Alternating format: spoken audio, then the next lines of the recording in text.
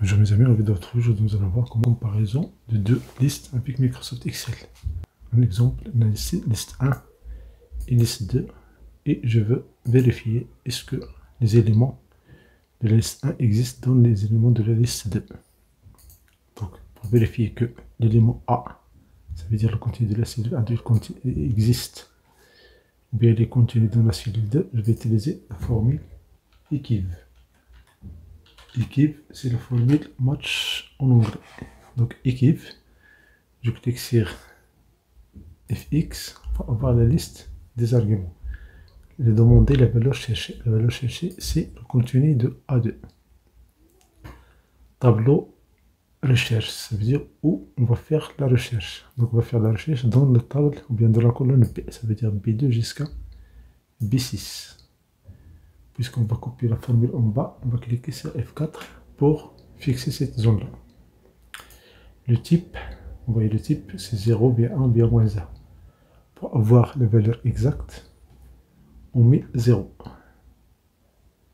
Et si on valide, il y a une erreur. Il y a une erreur, ça veut dire que cet élément-là n'existe pas dans la table B, ou bien dans la colonne B. Si on fait double-clic ici, on contrôle majuscule touche en bas, on supprime cette zone-là, contrôle S, vous voyez, il y a des valeurs numériques, ça veut dire la lettre B ou bien l'élément B existe dans la deuxième liste, effectivement c'est le dernier. La même chose, la liste Y, bien l'élément Y, c'est la liste, c'est le deuxième de la liste B. Donc on va encore ajouter ici une condition. Égale énigme. Parce que c'est une valeur numérique. Le contenu de la cellule D2. On valide, c'est faux. Et on copie en bas.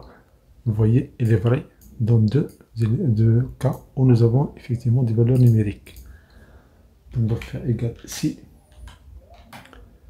la cellule E2 est vraie. On va prendre commun. Ou bien existe déjà.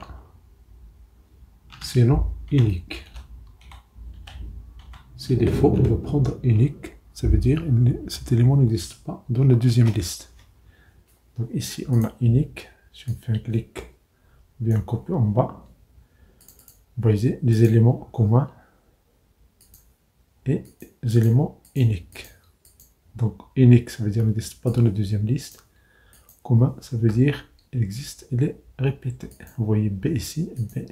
La même chose pour Y. Vous avez Y deux fois. Donc ici, on peut prendre cette formule-là. Et puis on va copier la formule de E2. CTRL C. Et dans la fonction, bien dans la cellule